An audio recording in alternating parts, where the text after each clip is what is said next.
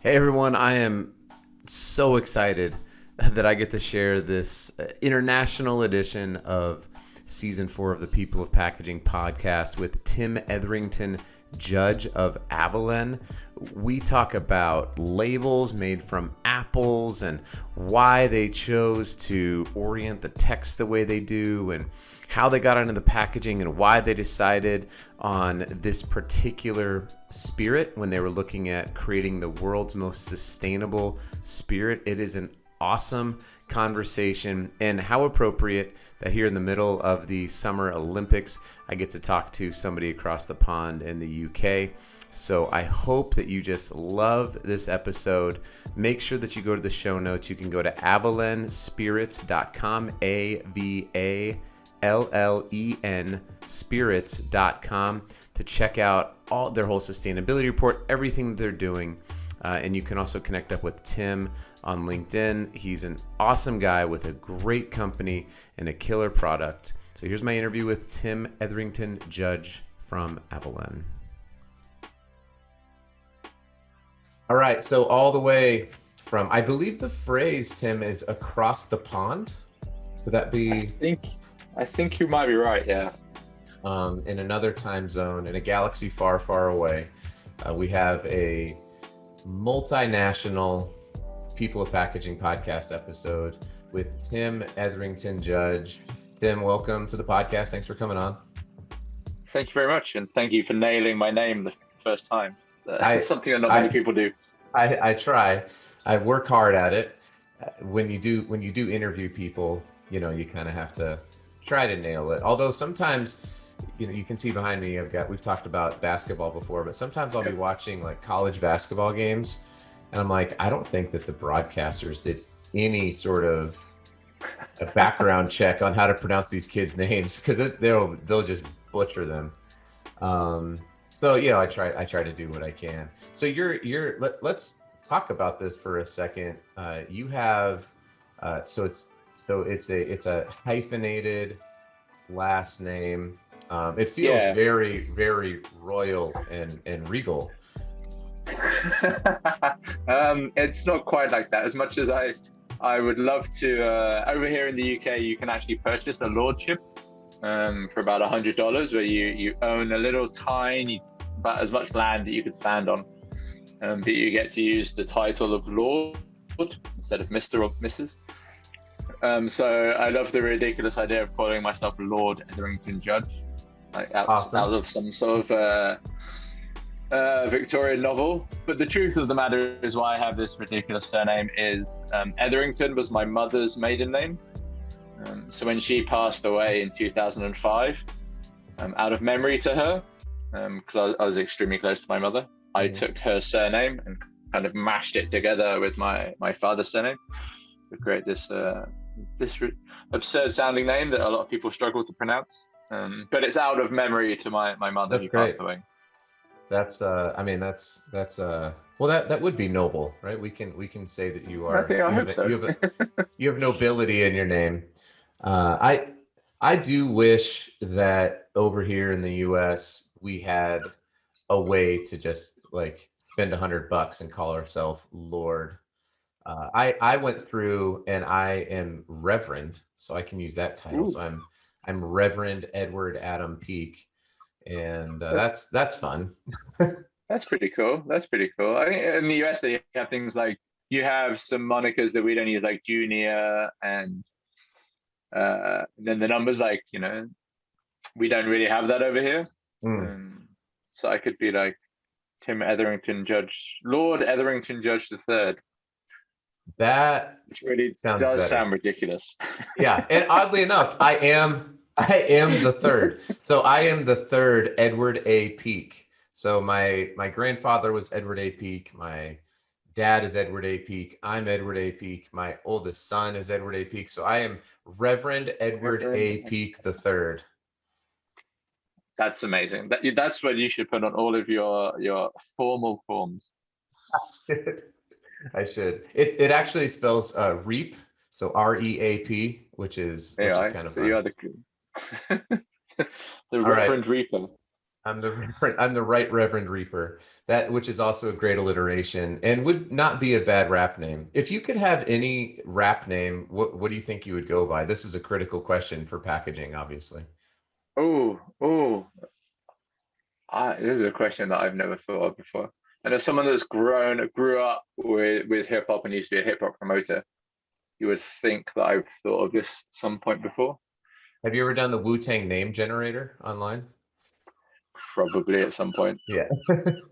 I don't know. I think you definitely have to have a lord in it somewhere, wouldn't it? Because my Yeah. my posh English background. I don't. I might have to think about that when I come back to you. Okay. All right. We'll come back to that because that's a big deal. So we do like to talk about, and I want to talk about you, and we will certainly get into sustainability when we start talking about Avallen and all the great work that you're doing around not just packaging, but the total product sustainability. Just for people who are like, who is this guy and why is he talking on the podcast? Just let everyone know. I'm excited to get into that, but I do want to talk about your history a little bit. So now I know, and I didn't know this, that you were a former hip hop promoter, and I was not aware of that. At least I wasn't sure if I was or not. Not many people are. Yeah, it was so in the UK. I mean, in the US, a lot of people don't really, because you have such a great hip hop scene over there. You may not be aware of the UK's hip hop scene, but we've actually got a really vibrant and thriving scene over here with some really, particularly, I think recently, the way that hip hop has entered the mainstream and a lot of what we see now has become very bland, very commercial. Maybe I'm too old to understand mumblecore and the idea of rapping, so nobody can understand what you're saying. But in the almost UK, like the voice. It's almost like the voice is an instrument, maybe like beatboxing, but mumble rap. I don't know. I can't stand it at all. I don't get it. No. Yeah. So and because it hasn't hit the mainstream over here, and because people aren't, driving Lamborghinis and living in big mansions in Beverly Hills, it's still very real and still very kind of from the street, which is where hip hop came from, out of the Bronx and some of the more deprived areas. So it still feels much more like that kind of old school 80s, 90s rap where it's real storytelling, storytelling from the streets.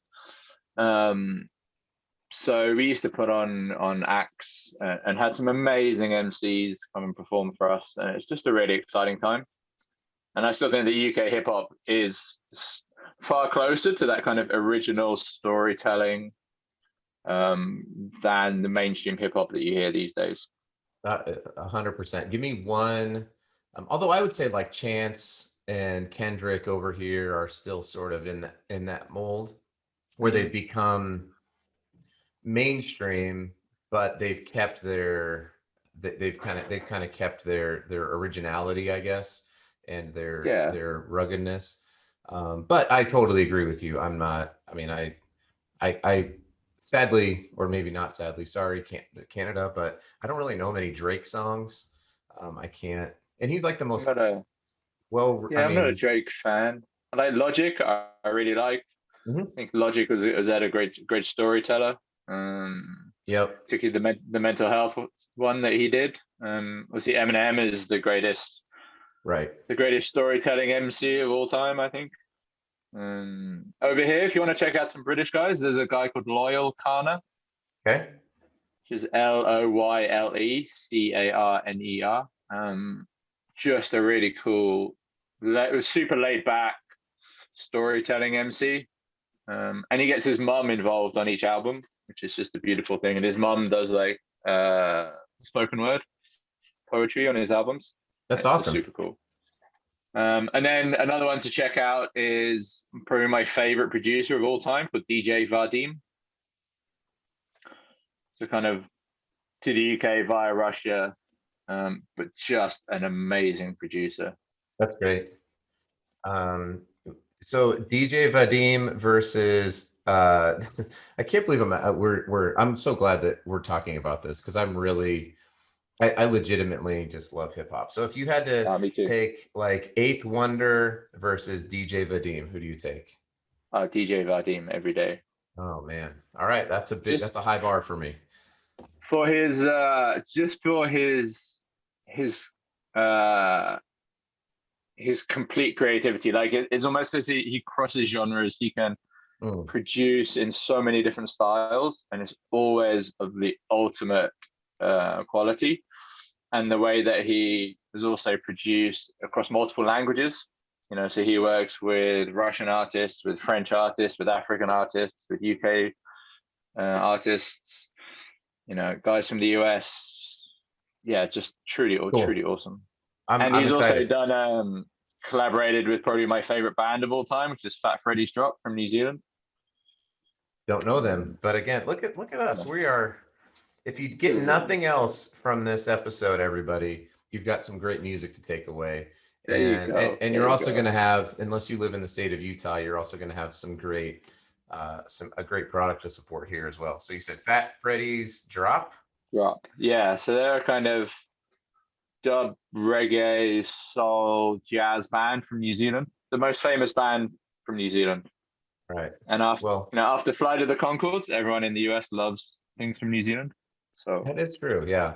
I yeah. need to have, I have not yet had Nikki Withington on, but she's a sustainable packaging consultant in New Zealand. Ah, Um, awesome. and so I should connect you up with her as well because Yeah, please. she does a lot of work around sustainable packaging and also I believe does some work with honey there in New Ah, Zealand. So there could be some cool collaborations. yeah. You could Sounds DJ right up my Vadim street. a Fat Freddy's drop combo from a packaging standpoint. It could be like There you go. the the Nikki the Nikki Withington and Lord Tim Etherington-Judge collab. Perfect. Perfect. That would be some Okay. good sounding packaging. It will be, yeah. It'll be Uh, so yeah, there's the next opportunity, right? Musical packaging, but not like the terrible cards with a really bad speaker in that you used to get. And you open the card and it would play like "Happy Birthday" in monotone, yeah. like musical packaging that because music puts a smile on people's faces, right? So It's true. It's true. So you are, what part of the UK are you in? Is that kind of the area that you grew up? yeah, so I'm about as close as it's possible to get to you without getting wet. So I'm in the extreme west of the Okay. UK, in a little part of the world called Cornwall, which is a tiny area that has had an enormous impact on the world. So one of the oldest habited places in the UK. But during the Industrial Revolution, it was one of the centers of the world because almost all of the world's copper and tin came out of mines in Cornwall. Hmm. And if you go back to the kind of 18th to 19th century, copper and tin were as important to society as plastic is today. Right. So this whole area was, whilst now it's a very kind of sleepy tourist area, it's very beautiful, but it's all about the beaches and the tourists. It used to be, you know, a hive of industrial activity with all these Hmm. mines. And actually say that the definition of a mine is a hole with a Cornishman at the bottom. Yeah. But Interesting. you can travel across the US and find Cornish place names and influence because the miners from Cornwall, kind of as they left the region, their skills were needed all over the world, particularly in the US. So you'll find a lot of Cornish inspiration across the US. I wonder, it would be interesting to see here in Salt Lake because we have a big mine, I mean, right outside the city Yeah, that provides for a lot of jobs here. So I'd be interested to see kind of tracing the roots of that back. yeah. I almost certain you'll find some street names or some town names that relate back to Cornwall. Okay. Well, that'll be a fun scavenger hunt Yeah. for myself and my children. That's awesome. And so how did you get into the spirits industry? Like what led you from you're in a, you know, kind of a sleepy tourist town, you love hip hop music, you're producing hip hop music, and then you're like, I have an idea. I need to start one of the world's foremost sustainable spirits brands. So, working in this part of the world, the earliest, kind of quite often the first job that you're going to get, it will be in hospitality. Because in the summer, there's thousands of restaurants and bars, so you end up working in there, and ended up working behind a bar, kind of finding my way there and really enjoying it. And then when my mother passed away in 2005, for me, it was the freedom to go and travel, because I was extremely close to my mother, so I never wanted to kind of be too far away for too long. So that was the opportunity to go and travel. So I bought a one-way plane ticket to New Zealand, hence where I discovered Fat Freddy's Drop. Okay. And really got involved in the cocktail world. So I got myself a job at a top cocktail bar in New Zealand, and then discovered that there is this world of professional bartending that can take you all over the world. They have competitions. So really got heavily involved in that, and eventually found my way, worked to a job with Diageo, which is the world's biggest spirits company. Yep. As a brand ambassador. So I had this job where I was kind of traveling the world, teaching people how to drink whiskey. And the brand that I looked after was Bullet Bourbon. Yep. So I spent a lot of time in Kentucky, been to the US a lot more. I think I've been to the US more than any other country in the world. Okay. And then so kind of did 6.5 years working for Diageo, kind of helping build spirits brands, particularly Bullet, and then left Diageo in 2016 after a personal breakdown and suicide attempt, in part caused by kind of this crazy lifestyle that I was living, and took a break from everything. Started a company called Healthy Hospo, which was all about trying to improve the health and wellness of people who work in hospitality. But in the back of my mind, always kind of wanted to do a brand, because I spent so long working on brands. Never really interested in opening a bar or a restaurant. And then I was in Amsterdam doing some work, and I missed my flight back to London. So I called up my now business partner and said, "Hey, Steph, can I crash at yours tonight, because I missed my flight?" She's like, yeah, come over. So we had dinner, a couple of bottles of wine, started chatting.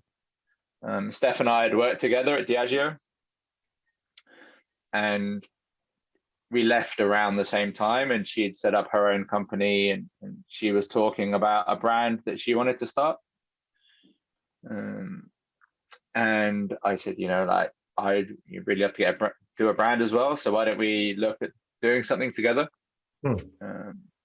And then we kind of threw around some ideas. One thing that we'd seen a lot of friends start brands. And we always kind of thought of them as not maybe vanity projects is the wrong word, but we wanted to do something that had a real purpose, rather than going, oh, we made a rum because we really like to drink rum. So we want to do something that has a real purpose and tries to make the world a better place. Yeah. So we said, what's the biggest problem facing society at the moment? And it's pin it down to kind of climate change and catastrophic biodiversity loss. So can we use our skills, our experience, and our knowledge to try and do a little bit to address those problems? Sure. And that's where we came up with the idea of creating the world's most planet positive spirits brand. And it also, the other thing that was really great about doing that was, we spent 6 years at Diageo each working for other brands and not being true to ourselves.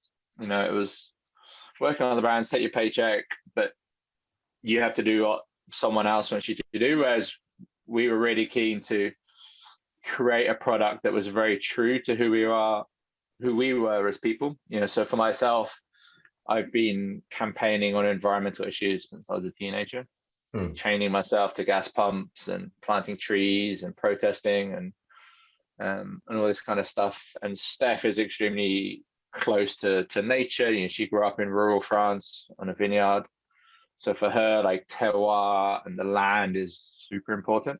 Mm-hmm. So when we created Avallen, it allowed us to bring our personalities into the project as well. Yeah. So that was a kind of a whistle stop tour as to why we did it. And then all the fun stuff starts happening, right? It's like, right, how are we going to do this? Which is where the real fun begins. Yeah, definitely. And Steph she's in France now, correct? That's where she lives. Amsterdam. She lives Oh, in she's in Amsterdam. Amsterdam. Okay. Her father is a winemaker in Burgundy, in the south of France.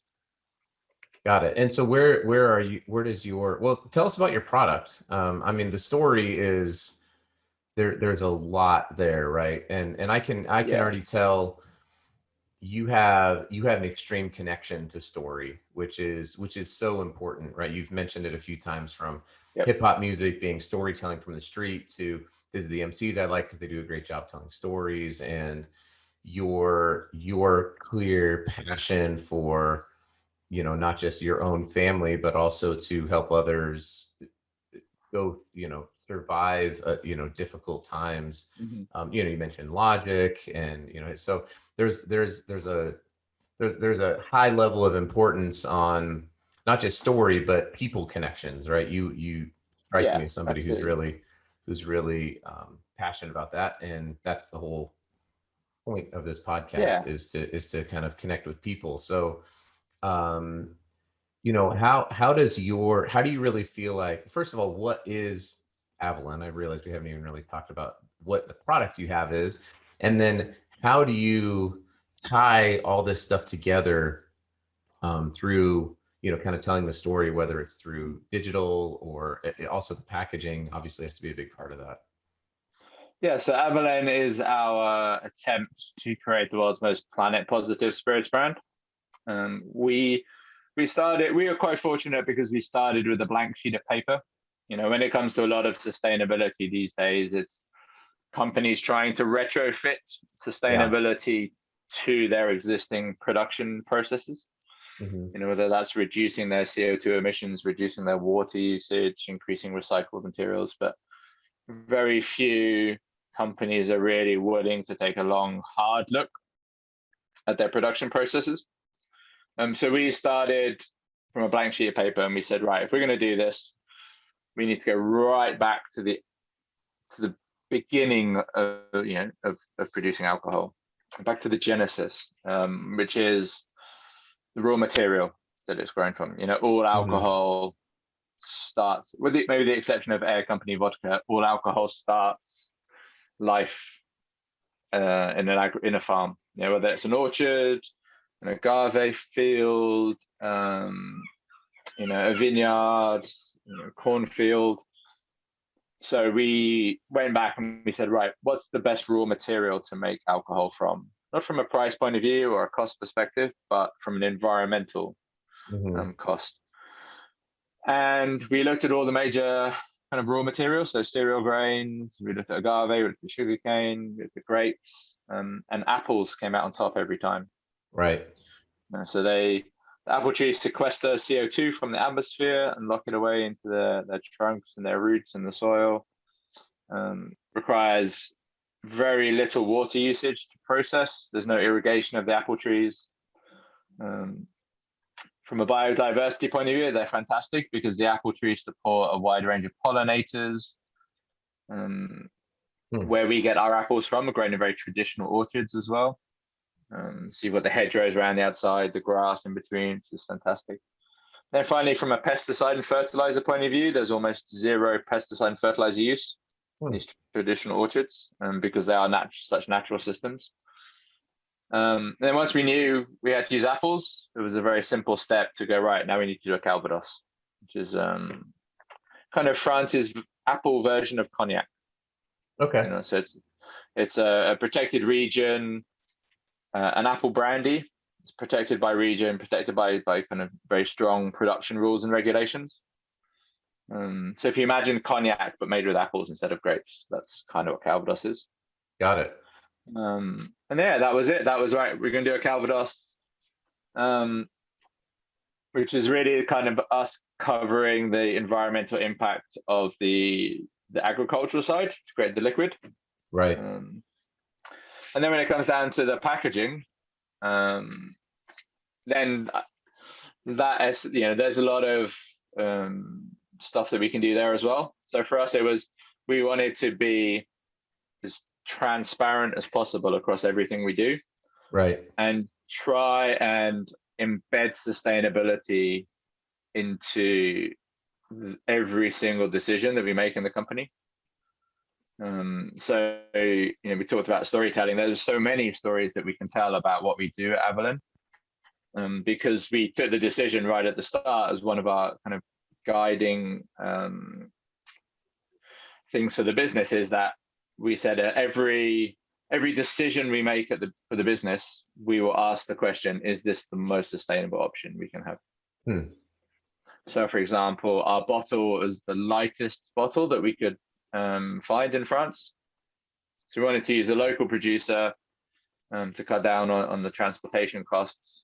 Is it a glass and bottle? Then it had, yes. At Okay. the moment, we using a glass bottle, which is, and you can't see that on the podcast, but That's all right. It's so lovely. it's a glass bottle. It weighs 520 grams.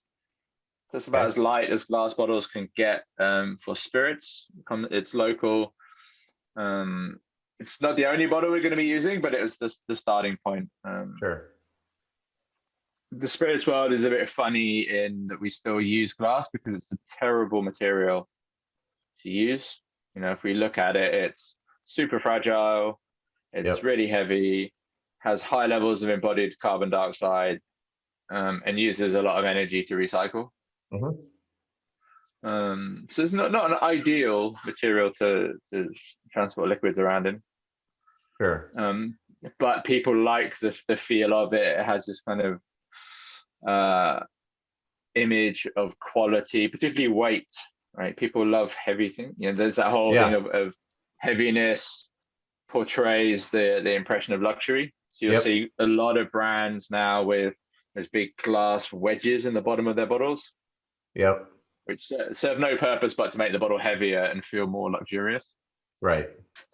Which is, sorry, but the idea, and we've talked about this before on the podcast, but you're kind of touching on the totality of sustainability is, I think people want to make it very like black and white. And even with, yourself and Steph, who are clearly putting sustainability at the forefront. I mean, it's not just like a checkbox, right? It's the environment, it's the playground in which you want to play. It's all of it, right? It's everything. It's our guiding business ethos. Correct. And even in the midst of that, part of that is, but are people going to buy it? There is like this consumer engagement of, well, if we're gonna have to charge because we're gonna put so much emphasis on the, where the apples are grown and how it's processed, and so that's going to create a very premium product because you can't just go buy the cheapest of whatever it is, right? And then put it into the most sustainable packaging, because you'd be doing it. It would be a net negative potentially, or in all likelihood, it would be a negative environmentally, right? Even though the packaging was really great. Yeah, so that's an interesting point, because what we found is, so if you look at a typical back bar in your favorite bar, you'll see a lot of bottles, and you'll see a lot of very fancy, heavy bottles. And those bottles are not cheap. Correct. Not cheap. So if you look at the price of the product, quite often you will find products on your back bar where the bottle costs more than the liquid that's inside it. 100%.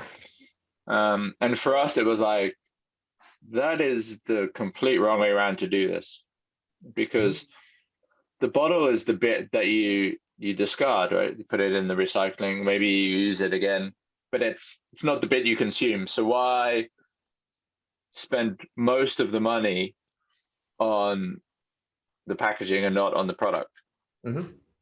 Whereas we wanted to fit. Sorry, I mean the sad reality is that it's because consumers, right? I mean, there is an aspect of, like you touched on, if you get I mean, you could put your same product potentially into a totally different packaging format that doesn't quote feel premium, and people won't pay for it or they won't Yeah, yeah, recommend it. And so that was kind of my point was even even within your world and your ecosystem and your passion, there's always going to be an element of, well, there has to be an element of consumer behavior as it pertains to sustainability. And that's the yeah. thing that's the hardest. I would imagine that's one of the hardest things to design for, right? Is Yeah. because the masses are not going to care about it on the same level as you will. No, you're exactly right. And I think that's where smart design has to come in. Mm-hmm. So if you look at the category that we play in, the bottles, 70% of all Calvados comes in the same bottle. And it's all very traditional, kind of calligraphy and pictures of cast chateaus on the bottles, and it's all a bit rubbish. So we really wanted to show that up and use modern design. So the bottle that we use is actually not only the lightest bottle we could get our hands on, which is great for the embodied carbon dioxide numbers. It's lighter to ship, it uses less glass. It's also great for bartenders because as bottles have got heavier and heavier and heavier, bartenders are suffering from RSI problems more and more, having to lift the bottles up a few hundred times a night. And we also found it was super cheap. It was also the cheapest bottle that the company did. So we were like, this is like all the wins for us. This is like everything we wanted in a bottle. But it's a fairly bland bottle, right? It doesn't have, it's not a custom bottle. It doesn't have all the bells and whistles as some other beautiful packaging. So then the challenge for us is, how do we utilize design to create a product, or a packaging aesthetic that is really desirable to people? So one of the things that we did, I sat down in a bar. I took a lot of bars. I spent a lot of time sitting at bars, staring at the back bars, right? So you're staring at a wall of booze, and you've got a few hundred bottles, all trying to compete for your attention. The one thing that really stood out to me was, and you can go and try this if you go to your local bar tonight. Almost every bottle you'll find on the bar writes their brand name horizontally. Yet if you look at a bottle, bottles are vertical, taller than they are wide. So you are having to squish your brand name down, your logo or your name down really small to fit it in that horizontal. And when you're sitting and you're a few feet away from the bottle, it becomes much more difficult to read. Right. So our solution to this is, like, why don't we just write the name vertically? Because it means we can have a much bigger font on the front of the label, so people it will stand out, and it's really disruptive because no one else is doing this. Right. So for us, it was using design, like clever design, and really trying to think, differently, to create that aesthetic that is quite visually appealing to people, rather than spending all the money on some sort of fancy bottle design that is going to pushes the price of the product up, and may not be so sustainable. So that's how we did it. And then we also there's some little bits around it. So the paper that we use is made partly from waste apples. Yeah. I remember you were telling me about that. I was going to ask you. That's people love it. I mean, what a cool, just what a cool part of your story, right? That it's not like you had to go out and, like you said, custom make some kind of apple pulp paper. Wasn't it you were sitting there with your label supplier, and she or he said, "Oh, hey, by the way, I'm not sure if you're interested, but we have this stock," and you're like the record side. Hang on, what was that? Exactly. Yeah, they gave us a whole heap of different paper. We sent off a brief for what we wanted, and they were like, "This paper's made from recycled wood fibers. This paper's made from recycled sugar, pressed sugar cane. Like Trois Riviera rum, use that one. This one's made from that." And then they're like, "Oh, this one's made from apples." And we were like, "What? Excuse me, stop. That's the one we want."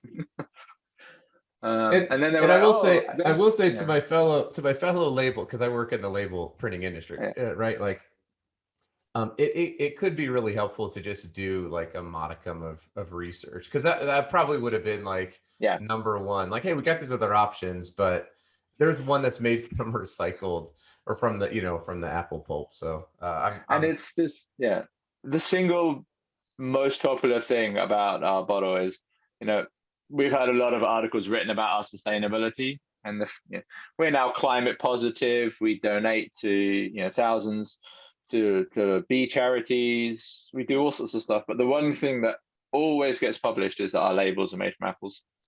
Yeah, that's People awesome. love it. People Yeah, love well, it. it's great because it's a good story. It's connected to the brand. Obviously, it's such an awesome win that I mean, there's I'm excited as a label guy. I'm just like, wow, that's really cool. I didn't even know until I talked to you that there was a label Yeah, substrate that was made from the pulping process of yeah. apples, right? Like Um, yeah, I was that's pretty pretty cool. happy about that. And then there's some Um, other little things like, one of the big things around sustainability and packaging for us is removing process as much as possible. It comes from that first principles thinking of the best solution is no solution. right. Yeah, the best packaging is So no packaging. yeah, exactly. So if we can reduce processes wherever possible or remove process, that is always going to be the best option. Yeah.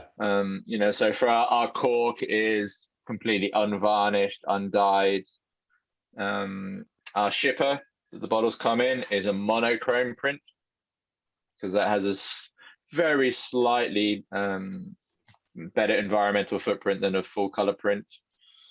We don't use any, we shunned any metallic foils and inks for the label, which are highly used in the drinks industry Oh because yeah. they do grab your attention. But So how we've cool gone though for that you took that idea of like, we're trying to grab attention, and again, because your first lens that you're viewing it through is sustainability, to just go and spend the time. It's easy. I mean, I don't want to say it's easy to just like slap some foil stamps on some labels, but they do. Like we yeah, they are do. Yeah. we are naturally like, whoa, that looks really. I was at a facility that does like variable foil printing, and I was like, whoa, that's pretty cool, because it does grab our eye. But that you took that and said, we still want to do that, we still need to get people's attention, but why don't we do it in a way that's still on brand with us? So part of that is like, we're going to remove process, adding foil is going to add a process, so why don't we Yeah. reorient our name? I think it's genius. Yeah, we reoriented it, and then we also embossed it. So, and that embossing gives you that the right light, a little reflect. It does give it a little bit of texture, makes it stand out just a little bit. But obviously, it's a far less damaging process than using foils. And then we Cool. also shunned. You'll see almost all spirits brands will have a plastic shrink wrap tamper-proof seal. So we also shunned that because I don't believe that the whole plastic debate is quite nuanced, but single-use kind of plastics that have no real purpose for being needed should be eliminated, and those ones on tops of bottles I think should go. So we use a paper tamper-proof Yeah. seal over the top of our bottle, same apple paper Same apple paper, right? as our label. So. That's really cool. Well, Tim, we're kind of getting here to the end, so I have a couple questions. Have you put any more thought to your hip hop name? That would Yes, be okay. so I'm going to call myself TEJ1, TEJ1. which is my initials Yeah, one, and it's a tribute to probably my favorite MC of all time, just KRS-One. yeah. I was going to ask you about KRS-One when you said that, because you said that Eminem was the greatest storyteller of all time, and I may throw like Rakim or KRS-One into the conversation, just as a like, hey, maybe we should consider some of these guys. Ah, totally. I mean, Rakim was, he changed the game for everyone. Yeah. And KRS-One just brought that fire and that you know and what hip hop was really about, it's like trying to change something. Yep. It was like trying to use music to change the world for the better. Yeah, and when you think about it, my buddy told me, he said hip hop is the greatest like flip of all time, where it started off as in a really short period of time, it went from this like rugged from the streets, like sub genre from from the Bronx and then Brooklyn, Harlem, to when I was in Africa seeing, this was in like 2010, when I was in Rwanda, in like the it's like the sticks of Rwanda, where they hadn't even seen like a white person for 25 years. You see pictures in these like thatched roof huts of like Eminem and Dr. Dre. And I was like, whoa, the reach of hip hop from like the mid 80s to the mid 2000s is incredible to think about what it's done. So 100%. And the way it was, and if you look at how it defines certain historical moments of the modern era as well, the LA riots and NWA being like a very visual one. Yep. Yeah, it's right there for sure.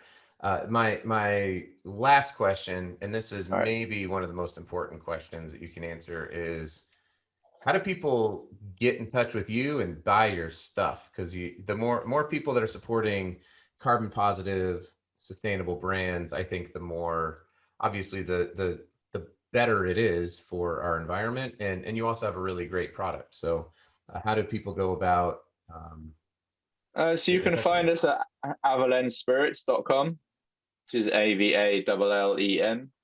Okay. I guess you'll put that in the show notes. Yeah, I will. And also on our website, you can find out about everything we do. We try and be as transparent as possible. So we produced a Be More report, which is our version of our sustainability report, which has all of the information about everything we do on there. I guess the majority of your listeners are US based. Yeah, it would be the majority of our listeners, but we are in like 64 countries now, so that's exciting. Oh, amazing. So we are distributed around the world. We're still working on the US at the moment. As you know, it's a pretty complicated market. Yeah. So definitely. Hopefully 2022 we will have plenty of distribution in the US. But you can find us if you're in the UK, France, Spain, Ireland, Australia, Hong Kong, Canada, cool. The Nordics, Netherlands. We're going to Costa Rica. So the best way is to check out the website. There are a few, the Whiskey Exchange. We're on sale there, and they do global shipping. So if you really want to get your hands on a bottle, okay. That's a platform that will ship globally. Cool. I will throw as much of that into the show notes as I can, so everyone. And we're on all the socials, so Avallen Spirits on Instagram and all that kind of stuff. So got it. On MySpace, can I find you on MySpace? I probably still have a MySpace profile. You and Tom are still hanging out. Well, Tim, I really appreciate the time. It's been a pleasure. Yeah, great to know more about you and the brand, and hopefully this is the start of. I have a feeling there's going to be a time. At least I hope that there's a time when I'm like, I had that guy on my podcast, because your brand is changing. How people think about spirits. So I'm excited to watch you guys grow. I hope so. Thank you. I think, fingers crossed. It's been a fun adventure so far. We're only 2 years old. There's still a long way to go, but if we can have a positive impact and give people a product that they can really enjoy drinking whilst having a positive impact on the planet, then it's got to be a good thing, right? Yep, 100%. Well, thanks, Tim. Appreciate it. No worries. Thanks. Well, that is it for another episode of the People of Packaging podcast. Thanks for listening. It would mean so much to us if you would like and share and subscribe to this podcast. We want as many people to know about the incredible people that we have in the packaging industry, because we believe that packaging is awesome. Thanks again.